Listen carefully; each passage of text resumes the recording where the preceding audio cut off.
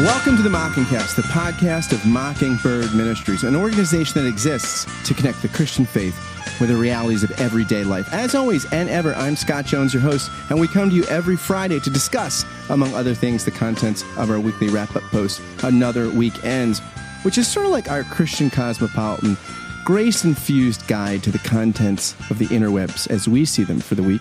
In just a few moments, I'll be joined by the usual suspects, David Zoll and Sarah Condon, to talk about the contents of Another Weekends. But first, I had the pleasure this week of sitting down with a return guest and friend, Mandy Smith. Mandy is the pastor of the University Church in Cincinnati, Ohio, author of a great book called The Vulnerable Pastor, and has done some recent writing on what to do with mixed feelings around the holidays. I hope you enjoy the conversation as much as I did. I give you Mandy Smith.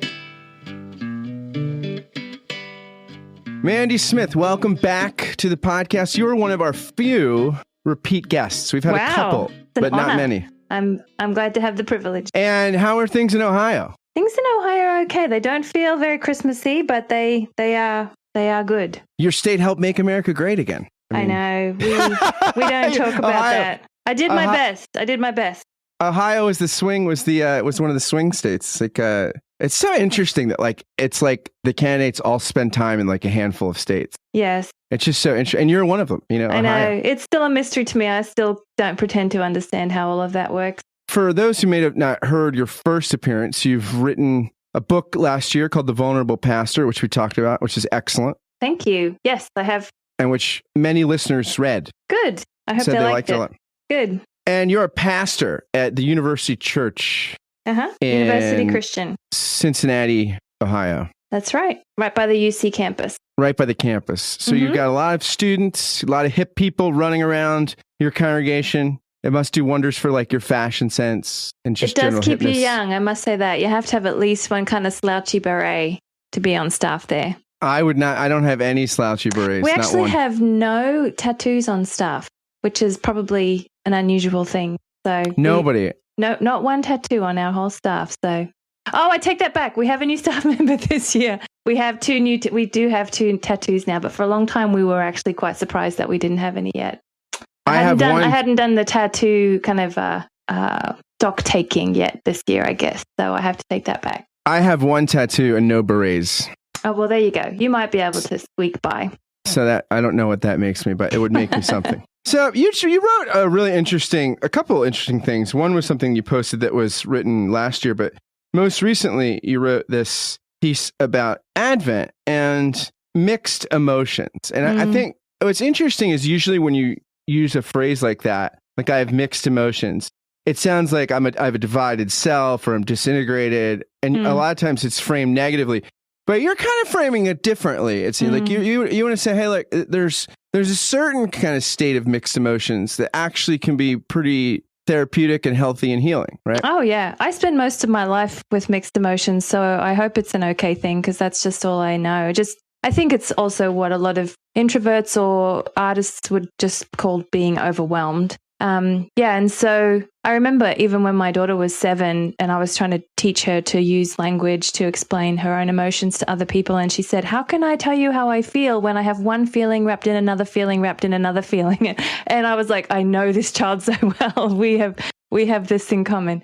And so I think we all live that way, honestly. And it actually would be much better for us personally and for our relationships, especially with people that we don't always agree with, if we were willing to actually confess, I'm kind of torn right now. Like, I really care about you, but I really hate what you just said. Or, I long to be in relationship with you, but at the same time, I can't stand you right now. Or what, and I think God lives out mixed emotions constantly too. So I've just had to embrace that as a normal part of our lives and of our spiritual growth as well. We alluded to the fact that we are in an election year and people, sometimes tensions run higher, especially at like holiday parties or family dinners. And Jonathan Haidt is a guy, he does moral psychology. And he says, that it's helpful to remember like how emotional and psychological our political commitments, our values are. Like they're not just things that we just come to like, oh, okay, I think this is what I think today. That usually they're deeply emotional things wrapped up in our commitments. And so, I think that's wise. So, which I don't think there's a problem with. I don't think it's a problem to be anxious or to be whatever emotion drives our decision making, whether it's political or not, but just to at least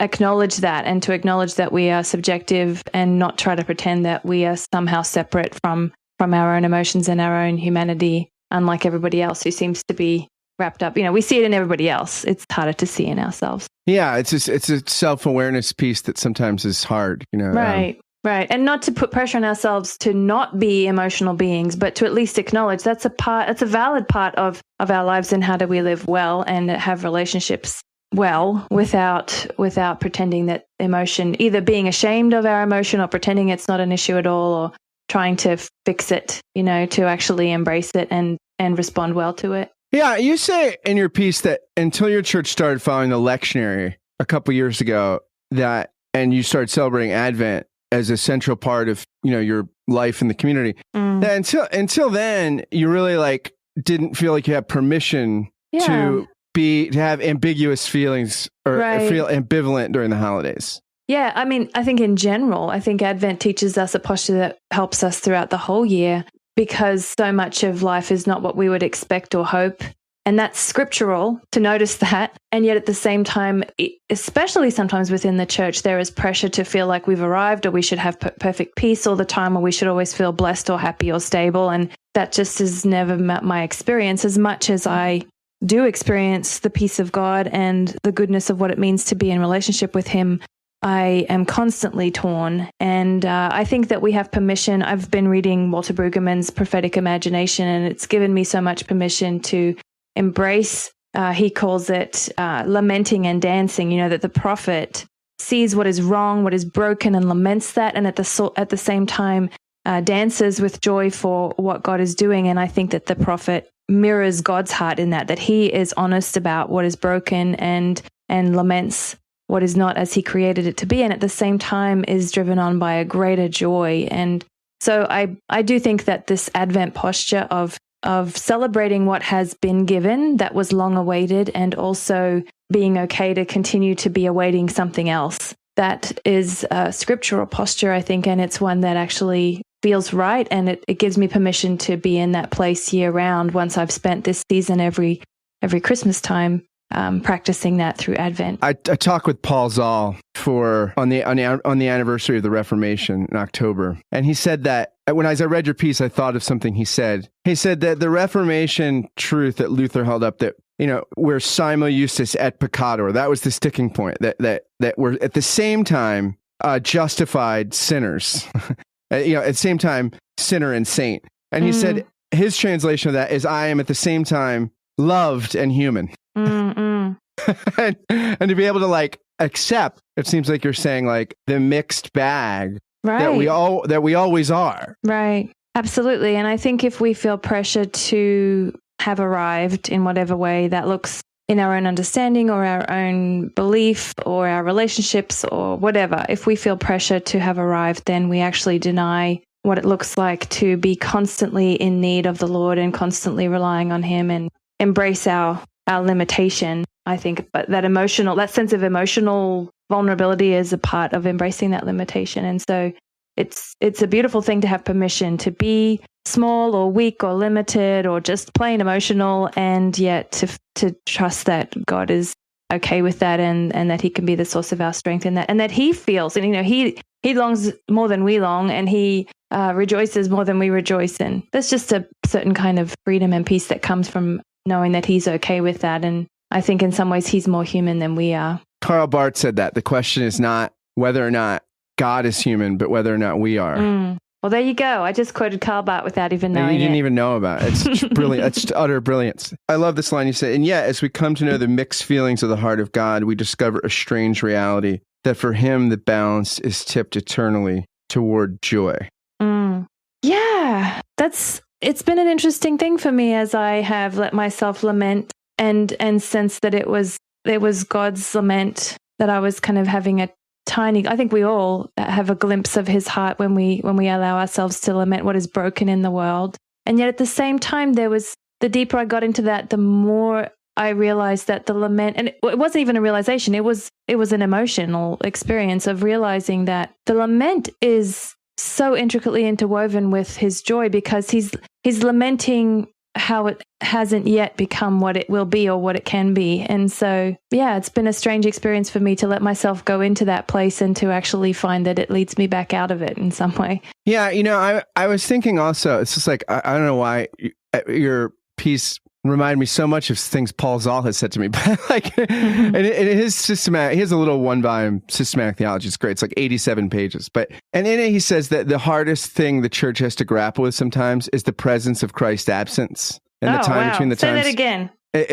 One of the hardest things to grapple with, like for the church, like theologically, existentially, is the feeling of the presence of Christ's absence. And that oftentimes what we try to do is put something to fill it, like maybe a certain kind of biblical inerrancy, or maybe a certain kind of Pentecostal experience, or maybe if you're in the Catholic Church, it's, well, we have an infallible Pope, and that's how we deal with the anxiety that comes from the presence of the absence. And it sounds like you're sort of saying, lean into the presence of the absence. Like, be honest about the fact that we're waiting for the second advent, and there's a sense of longing in there that Right. we shouldn't try to cut paper over with like doctrine or practice, or it's okay, it can be there. Well, the funny thing is, the more that I have let myself lament, the more that I have sensed his presence, which is an interesting thing to think of now that you've put it in that way, because it's just that I want it in more fullness. It's not that I sense he's absent. It's just that it's stained by the fact that there's also other things that are present, like war and grief and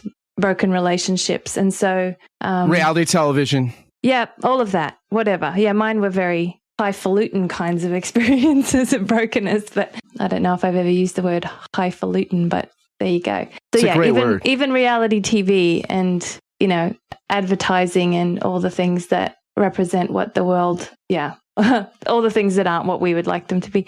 So yeah, that's funny, because I think, strangely enough, even though I'm lamenting his absence, when I see all the things in the world that break my heart and I go into lament and lament his absence, somehow lamenting teaches me his presence, because he's lamenting those things too, and he's lamenting with me. And in any way we lament, it's actually a glimpse of his own heart. And yet, yeah, I think this is where the childlikeness comes in for me, that in saying, I just want you to be here.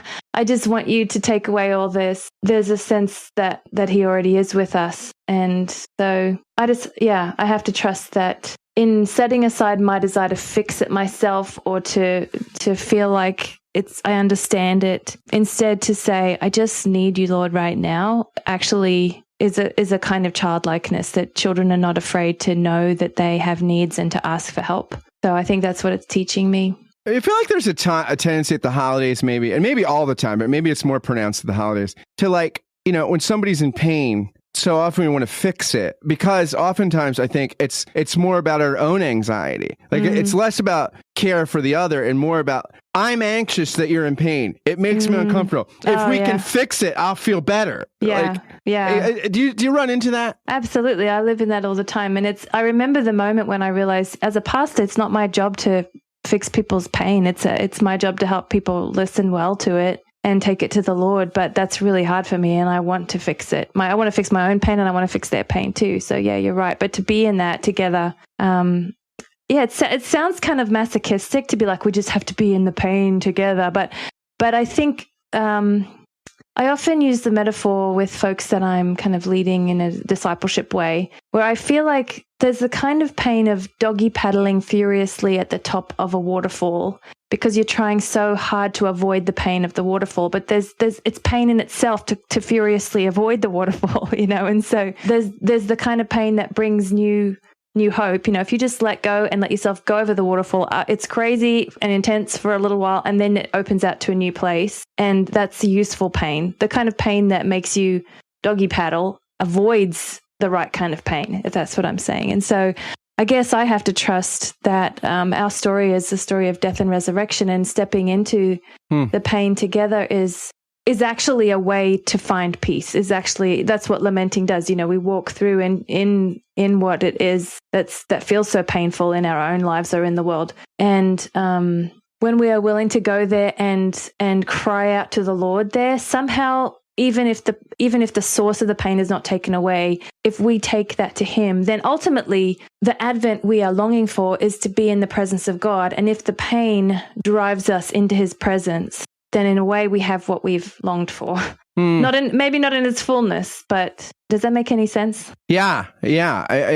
I'm thinking of this quote from Hemingway in Farewell to Arms, which is, there's that scene in Silver Linings Playbook where he's reading Farewell to Arms and it ends kind of sadly, and he throws the book out the window because it's a sad ending. Oh man, I haven't seen that one. What does he say? It's just a quote in the book is the world breaks everyone, and afterward many are strong in the broken places. But those that will not break, it kills. It kills the very good and the very gentle and the very brave impartially. If you are none of these, you can be sure it will kill you too, but there will be no special hurry. Wow. Yeah, you could unpack all kinds of things out of that, couldn't you? But it is, I mean, as I was thinking of your piece and just thinking, like, everybody, let's be happy for the holidays. Like Lindy was saying something to my wife. We're driving, running errands like yesterday or the day before. I think it was yesterday. And she was like, I used to like Christmas music. And then I'm listening to some of the words and they're absurd. Some of these old, like now I'm getting cynical about it, but like, everybody is brokenhearted. I mean, everybody, we're born into a world soaked by sin. We're raised by sinners. We're raised by broken, wacky people at their best. I think if you got good parents, like they're broken and wacky people. And so we're all just walking around, right, on broken glass. Right. And if we're adding in this pressure, I mean, we live like that all the time. It's at Christmas that we feel this pressure. It's kind of a consumerist thing of like, I have to be in a certain mood by the 25th of December or else I'm a failure in some way. I have to have felt these like magical feelings, and there's like a particular magical number of twinkle lights and Christmas carols and cups of eggnog that I have to reach this desired experience. I don't see that anywhere in scripture, honestly, and I can do without the extra pressure to feel a certain way, So today I'm not feeling, I don't know if I've had any moments like that so far this Christmas season, but I've just kind of set aside the guilt that goes with that, and I will be what I will be, and God is good in regardless of how I'm feeling. So sometimes the Christmas carols actually just make you feel worse. If you don't feel in that mood, then it just feels like a judgment of why aren't you feeling these wonderful feelings right now. But there's a kind of a discipline, I think, though, of choosing to set aside. For me, there is a childlikeness in just being honest about where we are. I heard a woman who is the teacher of the year for Minnesota a few years ago talking about the things she has learned from preschoolers. It was actually leadership lessons from preschoolers, which was hilarious. It was at a leadership conference. And I kind of, expected she'd be saying children are whimsical and children are playful, and those are definitely true things. But she also said children are just honest and children are present. And children... If a 7-year-old or a 75-year-old tells you you're unattractive, you're unattractive. But then after that age, right, people learn how to lie and BS. And when you're 75, you don't have time you don't have time to fool around anymore. I'm looking forward to that. Yeah, right. Yeah, but I think that's totally right. Right. So I'm not talking about like being cynical here. I'm talking about just being present and being honest and not being afraid to say where you really are, and not being afraid to ask for help in that or to reach out to others. And so for me, I could see how what I'm talking about could sound like cynicism or wallowing in feeling sorry for ourselves or whatever. But for me, instead, it's a choice to trust that God is good regardless of how we are feeling on any given day. And so for me, I have certain disciplines of that childlikeness because, and to be clear, I'm not talking about childishness here. And I also don't have a problem with adulting. I think we have to get up and get to our jobs and take care of our families and take responsibility and be good stewards and all that kind of stuff. But adultiness is often what keeps us from embracing the reality of what is broken in the world or in ourselves, trying to feel like we want to control everything or fix everything or understand everything. And children just have peace of saying, here's who I am, here's what I'm going through today, and there's other people who can help me with this, and I am going to ask for their help. And And interestingly, a lot of that has actually helped me find myself in a different place emotionally too, find myself more open to wonder and more open to mystery and more willing to say, I am small and it's okay. You know, Jesus says, unless you become like a child, you can't enter the kingdom. And yet we disregard that as not really being very important because it's awkward or just doesn't seem like something we want to do. It's uncomfortable to think, well, what would that really look like to be like a child when we also have bills to pay, you know? In Orthodoxy, Chesterton talks about how basically there's a chapter called The Ethics of Elfland. And basically when you're a kid, like you just don't assume elephants have to be or that roses bloom. I mean, everything looks like Alice in Wonderland because you're just so like like you take a 4-year-old to the zoo, they're amazed. You take a 14-year-old to the zoo, like they're not off their phone the whole time. You know, like there's something in as young children, like you're so present to what a mysterious and intriguing place the world is. Yes, and it still is. So absolutely, nature is one of the ways. Art is another place that I know a lot of people find that same sense of wonder. There's an art exercise, which doesn't create something that's beautiful, but it's actually the process that's important. So it has 3 different stages to it. And one of them is trying to draw a spreadsheet because we have this desire to control and understand.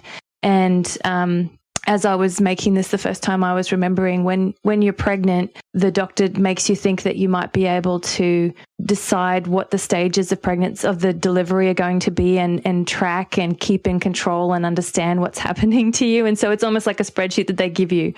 And then, of course, the experience of being in labor does not feel anything like a spreadsheet. And so the second stage of this art project is to just scribble like crazy, like to totally lose control, to go from like, I'm trying to make the lines as straight as can be to just like making a mess and not caring about what it looks like. And there's something really freeing about that, especially in a very performance oriented culture like we have. And then the third stage is to take liquid paint and to just make a line of it across the page and hold the page up and just let it drip. And so you've gone from this like crazy, still in control, but like not caring so much where the lines go when you're scribbling, to now stepping back and watching something else take place where the paint is dripping. And there's something really beautiful about just like saying like, oh, I wonder where it's going to go. And this is kind of an interesting thing to watch. And so there's a little bit of like changing our posture from control to wonder in this very small way with this hands-on art experiment. And so that's one thing that I have found really helpful to help me change my posture. So that's a discipline there.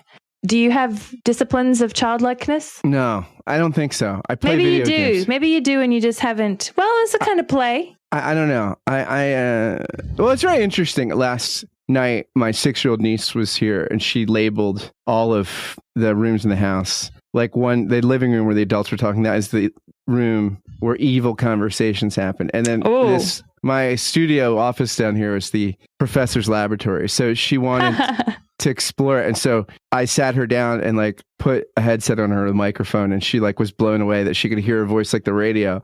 And she's like, is everything we do, we could play it back and hear it? I was like, yes, we can. That's great. So we did like this little like podcast radio show together. I love it. And I did wonder like how much, like I've always liked radio. I mean, I remember Howard Stern saying that the reason he got into radio is because his dad was a studio engineer and always was playing with the radio in the car. And Howard Stern just thought, if I could get in that box, my dad would love me and he would pay attention to me. Oh, wow. So on some level, I guess like microphones to me becomes the thing. Like I enjoy like conversation. It's like the kid in me that would like to be on the radio kind of thing. So it's I can see that. I think having a conversation with you does kind of feel like play in a way. And being around children, I mean, you've just said that too, that you were the one who was walking around the room with her, letting her name all the different parts of the house. And so that's something that we all have an opportunity to do at Advent and Christmas too, to just be with kids and to not dominate the activity, but to just let them run the show for a little while, let them lead us in what they are experts in, which is childlikeness. At Christmas time, we have time to rest, and that's something we as adults think is unimportant or silly, but it absolutely is an invitation into the heart of God. And I believe that when God gave the Israelites rest in the wilderness, before he gave them the 10 Commandments, he gave them Sabbath. He's reminding them, you're not slaves anymore, you're children. And so what does it look like for us to be children in this break and say, I'm going to rest because I'm a child of God and because my identity is not based on what I accomplish, and his delight in me is not only based on my productivity. And so what does it look like for me to step aside from my work where I think I'm saving the world and trust that he can hold the world for a little while and I can sleep or do whatever is rest for me, you know? Right there, it's very humbling to rest, especially in our culture. Mandy, thanks for coming back on the podcast, and we will have you back again. And the next time, I want you to explain to us why Americans love Hugh Jackman so much. Okay, I'll think about that. Thanks for coming back. All right, good to be here.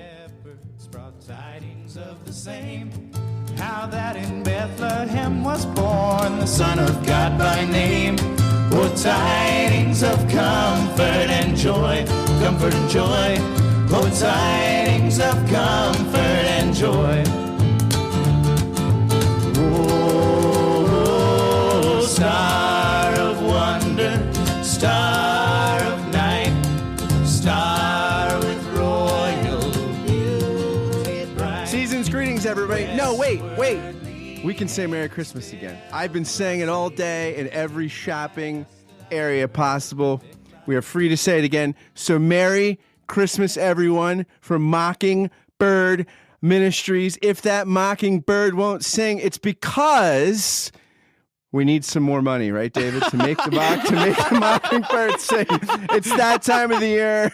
It's a last chance for tax deductions. I didn't see it coming. That was beautiful, Scott. I am here with David Zoll and Sarah Condon, and we are just, we depend on your generosity, and enthusiasm, and encouragement. And so, if you want that mockingbird to keep singing, you better buy a diamond ring. That is the worst fundraising pitch. That was awesome. Let's see if the dollars come in, Sarah. Let's see, man. Copper rings will do fine. Wooden Public rings. radio got nothing on us. Bone rings. Beautiful, Scott. Thank you. Yeah, but seriously, the alternative is we could stop talking about what we're talking about every 3 minutes and say, hey, this program can't go on unless you pony up. I'd rather not do that. Hit it, David. Say something, like you're supposed to say in moments like this. No, thank you, Scott, for teeing it up. I mean, people are being very supportive, and we're very grateful. And look forward to hopefully seeing some more stuff come in. But just really encouraged by the response we've already seen to that letter. And there'll be something on the site next week. None of us will be working, but there'll be something on the site sort of giving a little bit more details. So if people are holding out, don't forget that if you become a monthly contributor of any amount, even $5 a month, though some people give as much as honestly 4 figures, you automatically get a subscription to the Mockingbird, and Sarah Condon will record your voicemail message, right? Oh, wait Absolutely. a second. Absolutely. I'll do it. Yeah. And I mean, if they want to sound like they're related to a hillbilly who did their voicemail message, then I'm your gal. You've reached me, Ma. Exactly. So there you have it. That's my pitch. Some people will be working, David. Jake and I will be doing same old song. It's because you know what? The devil doesn't take off between Christmas and New Year's, and neither do the laborers in the vineyard preaching the word of God. So Jake and I will be we're actually taping tomorrow morning for Christmas Sunday. We already did our Christmas Eve episode, and it was dedicated to you, David, our most faithful listener. Yeah. You guys are really funny, I think. By the way, I just want to note, I think Simeon Zoll is our most downloaded podcast in 1 week. What? All about the guest. I'll believe it when I see it. Name names, give data, show me the numbers. Oh, beautiful. I guess that the Nazareth principle is he was onto something with that after all. I like it. It was December 24th on Hollis Ave, the dark, when I seen a man chilling with his dog at the park. I approached him very slowly with my heart full of fear. Looked at his dog, oh my God, a ill reindeer.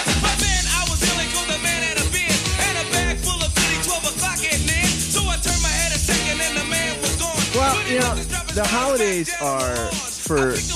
We just had a conversation with Mandy Smith about kind of mixed feelings at the holidays. I mean, oftentimes we feel the agony and the ecstasy, or one or the other, or something in between. And one of the things that is so fascinating is we have this article, right? There's no Weekender this week, but we're just making our own little another weekends right here. It's a conversational oral tradition, like the Bible started before it was inscripturated.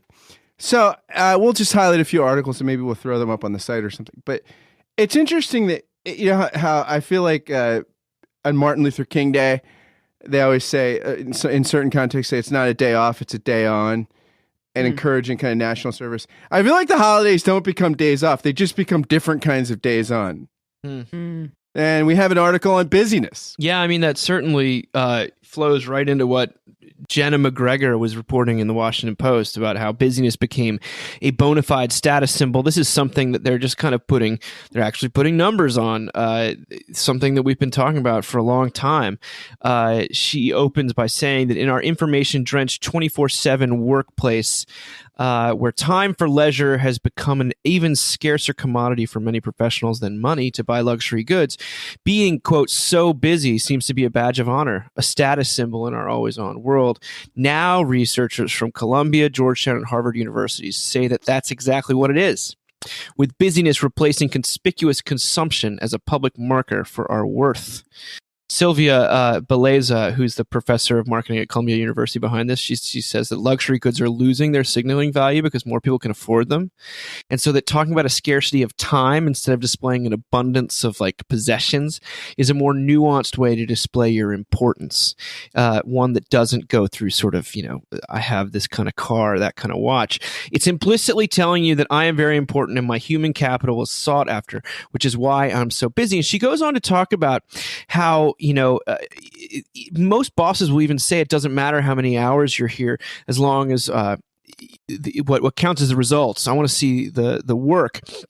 But she says her first job, that actually wasn't true. Her boss told her all he wanted to see was results. But then he also told her that the junior should never leave before the boss. So it's sort of stuff we've talked about in many ways. Well, one of the fresh things I found was that online shopping is seen as more prestigious than in this kind of context than shopping at bricks and mortar. So they compared, you know, things like Trader Joe's and Peapod, and Peapod was seen as more prestigious, even though it's basically the same quality of food. That shopping online conveys that the person doesn't have time to shop, and therefore it operates as a signal of status. She also talks about that Cadillac ad. Or that they just have social anxiety. Yeah. There are lots of reasons. She mentions something about how like we're actually marketers are really starting to realize this, and you're starting to see products that have nothing to do with efficiency or productivity, like a Cadillac, but it's being marketed to you because as someone who doesn't have a lot of free time. Like, we know your time is scarce, so that's why you need to buy this product. And it's this kind of sad situation in which we find ourselves all reeling from at the holidays. But there you have it. You guys busy? I mean, you know what's so cool about being married to a clergy person? I mean, he's we're both clergy, but he's the one that's got the church he runs. So it's so cool. It's like this time of year when people are like, I'm so busy. Are you busy? You get to be like, yeah, I'm busy. My husband's a priest, you know? It's like such a bonus. And I've stopped doing that. I used to do that every year. And it was really weird to read this piece because tonight, I went to pick up the pizza and there was this like 25-year-old behind the counter who was like, hey, are you guys really busy this time of year? I mean, she doesn't know me. And I had this moment where I was like, I want to be like, yeah, really busy. My husband's a priest. And then I was like, nope, keep it together. Like, not really as important as you think you are. But it was like a real connection with this piece of, even though no one thinks priests lots of money, there's definitely like a certain like social status that I think I've used in the past around this time of year. Like, if you think you're busy, imagine like, you know, your husband being on the whole time, that I really have tried to kind of cut back on because it's just lame. So much for conversational skills of 25-year-olds at pizza shops, by the way. Like, hi, are you guys busy? Oh, wow. What an engaging salvo conversationally. Wow. She told me my glasses were cool. So let's give her some space, you know. I'll take it. All right. She's like, "Are you the author of Churchy?" I'd recognize those glasses anywhere. Yeah, exactly. That's what happened. One of the things that one of the more interesting analyses I found of the kind of work ethic, and by the way, I feel just totally pot kettle black. Recently, I was going to some family get together, and one of the men, the spouses involved, like couldn't get there until that night, and I somehow felt that because I could get there earlier, I felt somehow less than. It was pathetic. But even you write about these things all the time. You're not immune from them. But The Economist did something about this that we wrote about earlier this year. He says that people actually prefer to work really hard, not just because it's prestigious, but because it's a cognitive and emotional relief to immerse yourself in something that's consuming while other difficulties float by. That like intellectual puzzles are nothing next to those emotional ones, that work is a refuge, that we love the office because it allows us, yes, to feel productive and worthy, but also because it allows us to distract us from deeper and less manageable realities. That if we put it in our terminology, if work has traditionally been a means of appeasing judgment and law, well, today it's that as well as a way of fleeing from it. So I resonate with that. Even if your workplace is a place where you go to talk about these things. I don't like being busy. Yeah, you don't. You've said that to me before. I don't. That's an honest statement from you. I don't feel more important when I'm busy. Yeah. I don't feel better when I'm busy. Awesome, man. I don't feel like. Not that I don't like doing things I like, and some of those things are probably in a work categories. But like, I don't. I generally don't. If I could be more bohemian, I would be. And I am pretty bohemian, and I could, if it could get more bohemian, it would. Nice. Wow, the Pittsburgh 10 and a bohemian in disguise. Exactly. Well, I mean, you can't like be a Pittsburgh 10 like if you're stressed all the time. You gotta relax. Your skin cracks. You gotta like. Well, it's interesting we're talking about stress because the thing you sent me, Scott, is about heart attacks. How heart attacks spike at Christmas. Yeah. Oh yeah, that's very interesting because I'm thinking like, wow, yeah, that's nuts. Yeah, I mean, people have always that's been anecdotal that a lot of people die during the holidays, and some scientists have said, oh, it's just because the weather's colder, and there are various factors, circumstantial factors that have nothing to do with the holidays.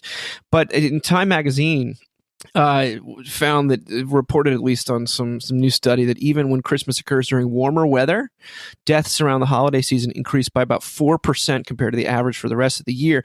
And the average age of people dying around this time is also slightly younger than that of the remainder of the year.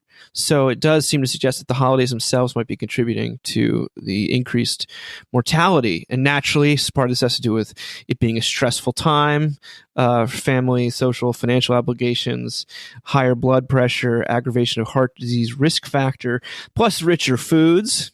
Sure. That typically appear, as well as sort of alcohol consumption. And then there's that. I think you wrote about it in Churchy, I believe, Sarah. But like that there's a real phenomenon that people often hold on until the holidays. If they're really terminally ill, they hold on until this time when people can come together, or they're waiting for that. And this is why we see.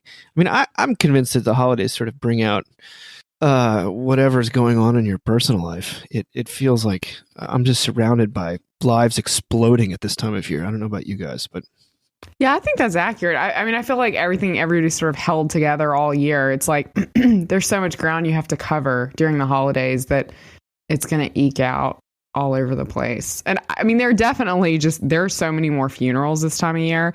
I was actually thinking of this last week. I was thinking about how many people were dying, and I looked it up, and the highest month just for death in general, not heart related, is January.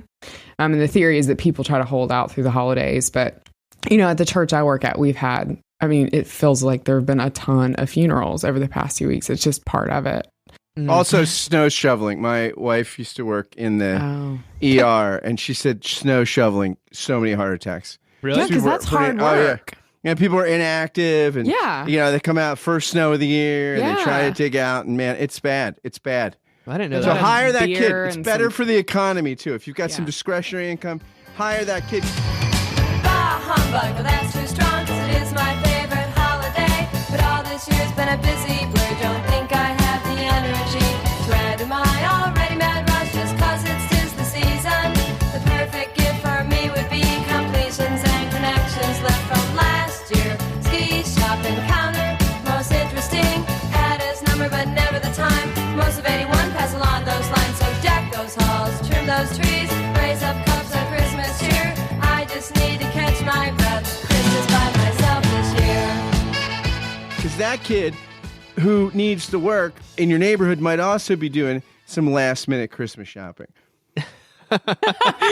Well, this Scott was you sent us something that this was your discovery that I think was like one of the coolest things I've read in there's lots of last-minute gift lists out there, and we actually have a great gift list on Mockingbird's website. But if you want to be a true traditionalist, which I am, which is why my favorite Christmas song is Dominic the Donkey.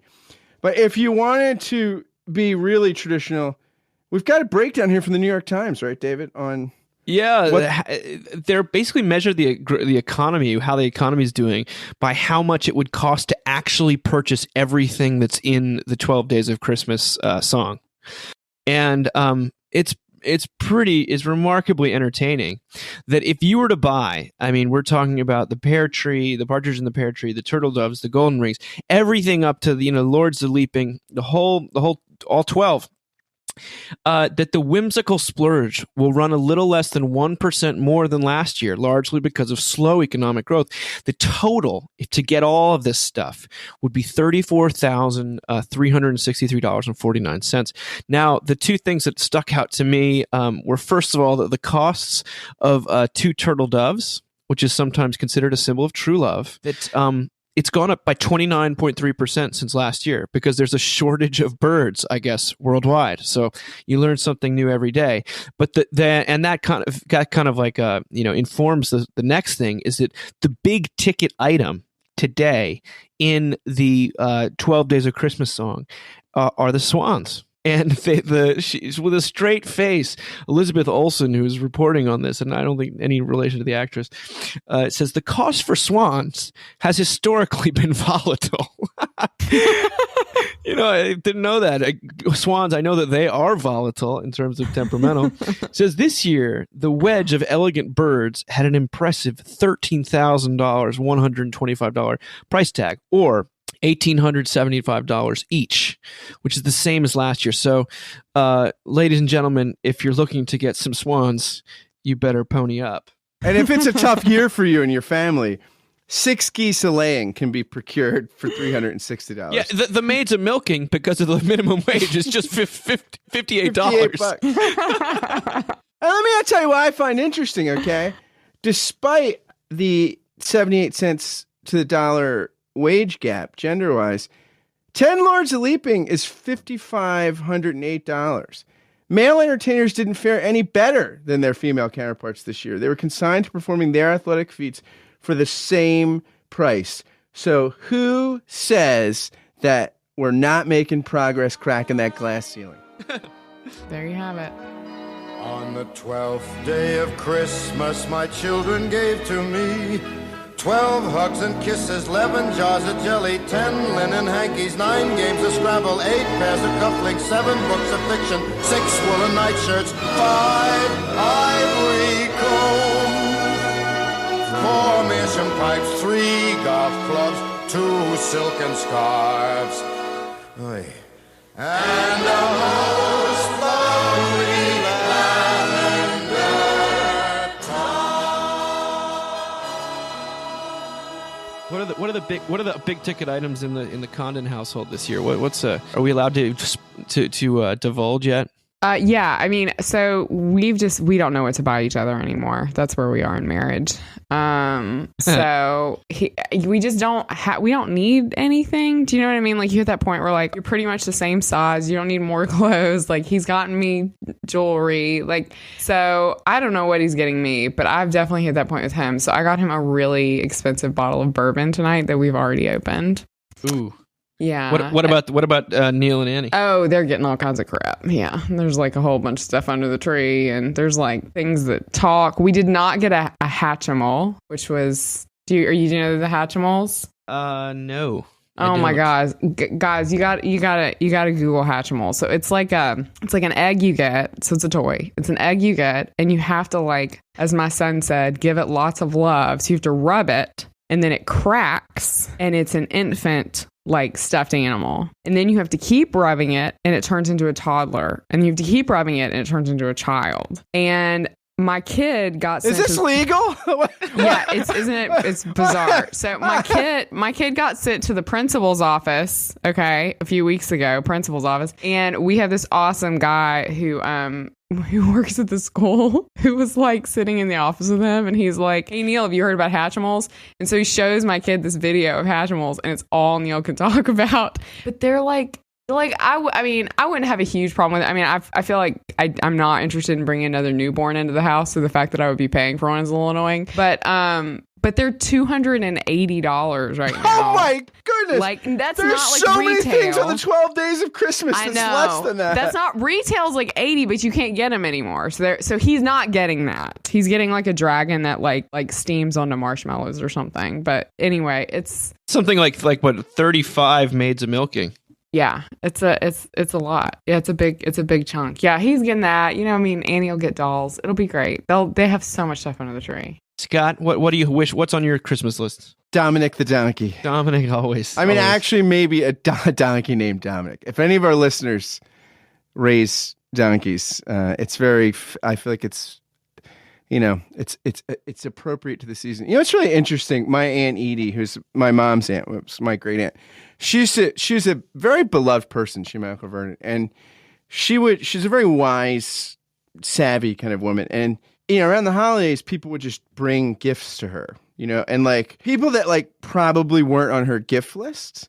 And so she kept a closet full of generic gifts, like fruit baskets that, with cheese and things like that, or like unisex kind of generic gifts, which I always thought that's very, well, again, you only have this problem if people like you, but if you're someone that's popular, or if you're someone that people want to be ingratiated to. But, Miroslav Volf in a book called Free of Charge says that basically we, on the level of human relations, if I want to take what you have with no regard for you or for fairness, that's theft. And normally we don't live on our good days there. Now, if I'm giving something of value to you in exchange for something of value from you, that's exchange. And while we like to think we get a good deal, generally, even when we get a really good deal, we don't think it's theft. He says, when I give you something with no expectation for reciprocity, it's a gift. And he said that, when I first read that, I actually remember thinking about my Aunt Edie and thinking about her practice is that her fear was that gifts were not really gifts, but veiled exchanges. So she was always ready to like make the exchange on the spot. And then Volf says that at the level of human relations, what's equivalent to stealing is revenge. And what's equivalent to exchange is justice, where revenge just says, I want to hurt you. I don't care what you did to me. I want to hurt you as much as I can. Justice is, I want parity for the hurt or the wrong done. And he said, forgiveness is a gift. Mm-hmm. And so I think one of the reasons gift giving can be a challenge is the worst sort of reception of a gift is when you sneakingly think it's actually an exchange, where you're being cajoled into, and obligated in some way. So there we go. So it's like when Jerry gets those Super Bowl tickets, remember? Exactly. Oh, sorry. It's when Kenny Bonya gives him the suit. That's the Seinfeld reference here. Santa's got a little friend. His name is Dominic. The cutest little donkey. You never see him kick.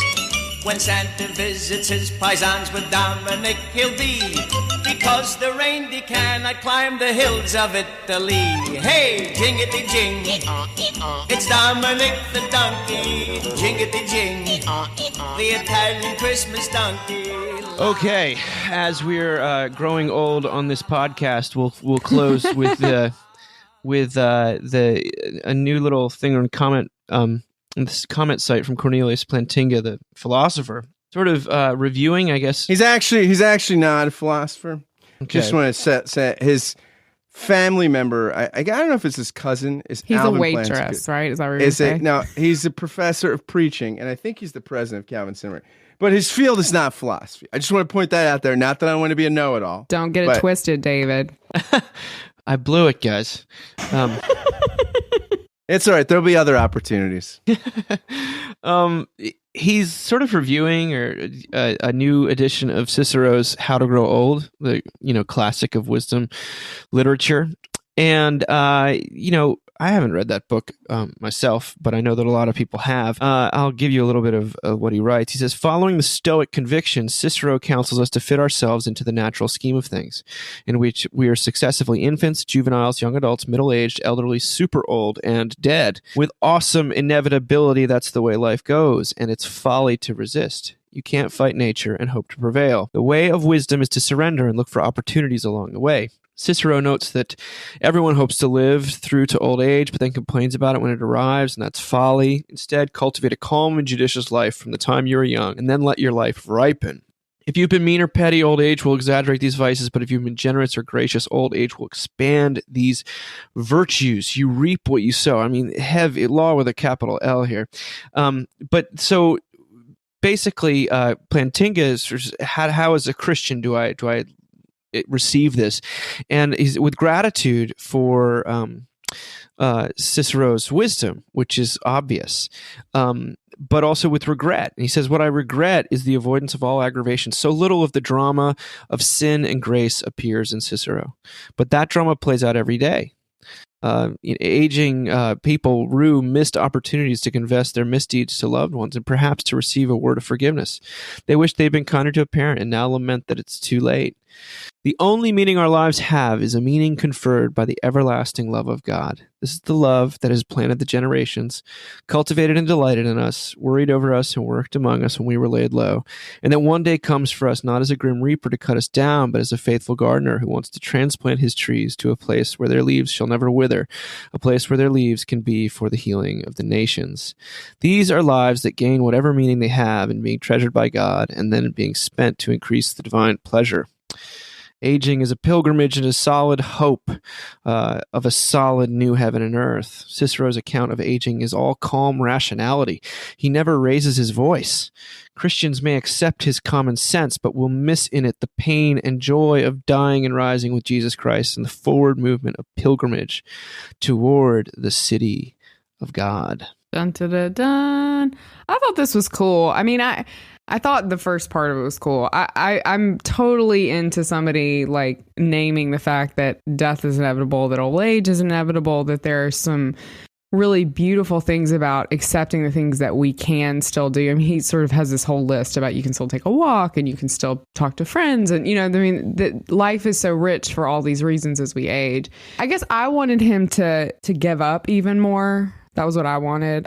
Because he still seems to sort of institute this level of control with the narrative. I mean, you said it was law, but I mean, just the stuff about, there's a lot of language about being quiet, which for somebody like me is really annoying. Like, if you lead sort of a quiet, younger life, then you'll be quiet as you're older. And all I can think when I hear that is like, I'm going to be a terrible person to be around in old age. I'm already so loud. How can I be louder? And that I always get a little anxious when that becomes a narrative of Christianity, like quietness. I mean, it has its place, it has its purpose, and certainly there's all sorts of scripture people point to justify it, and I get that. But as someone who is intrinsically loud and sinful, I do get a little anxious when someone starts to tell me that like this is how Christians are going to age, because it's a pretty firm line, but. The virtue here, to use one of his words, that I found very helpful is a very an open conversation about the fact that everyone is dying, everyone's going to die, and living in fear of that is just is not helpful. So we won't be recording podcasts as like 70-year-olds, 80-year-olds. I'm gonna be. Hey, the Rolling Stones are still playing. I'm going to be, I don't know what I'm going to be doing, but yeah, probably not recording podcasts. I don't know. Who knows what we'll be doing? We'll just be like, it'll be like Black Mirror. We'll just be like thinking stuff, and it'll go out in a cloud, and Yeah, exactly. no one will have to walk San anywhere. Junipero, right? Exactly. Yeah. Dancing to 80s music. Totally. Years ago, Krista Tippett did an interview with a guy named Vegan Gororian, and he's I think he's at UVA, actually, David. You could probably go hang out with this guy. At least he used to be. And in it, they had a reading from, he's Armenian Orthodox, and they have a reading from this Armenian apocryphal Adam literature that's published. A section of it is published in his book, The Fragrance of God. And in this apocryphal Adam and Eve story, we hear these words. After Adam and Eve were beguiled by the serpent and ate the forbidden fruit of the tree, God commanded his angels to remove them from the garden and to guard the paths to it with a fiery sword. And so Adam and his wife were banished from the garden and its light and abundant life, and entered a place of darkness and gloom. They remained there in misery for 6 days without anything to eat and no shelter. They wept inconsolably over what they had lost and where they were sent. But on the seventh day, God took pity on the couple. He sent an angel who removed them from the dark place and led them into this bright world. The messenger showed them trees from which they could eat and satisfy their hunger. And when Adam and Eve saw the light and felt the warmth of this world, they rejoiced with exceeding gladness, saying, even though this place cannot compare with the home we have lost, and its light is not nearly as bright or its fruit half as sweet, nevertheless, we are no longer in the darkness and can go on living. So they were cheerful. And into the darkness came the great light. And so, yeah, because of divine pity, we are not as pitiable as we feel. Thank goodness. Well, Merry Christmas to both of you and to everyone and out also there. to you. Merry Christmas. Yep. Thanks for listening to the Mockingcast. As always, you can find any of the content we reference on our website, mbird.com. If you like what you heard, please go over to iTunes and give us a rating. Maybe even write a review, hopefully a positive one. Maybe even pass it along via social media to a friend. We exist because of the generosity, support, and enthusiasm of you, our listeners and readers, and for that, we are forever grateful. The podcast is produced by yours truly, ably assisted by my associate, David Peterson. Thanks again for listening. Have a great weekend and a very Merry Christmas. The belfries of our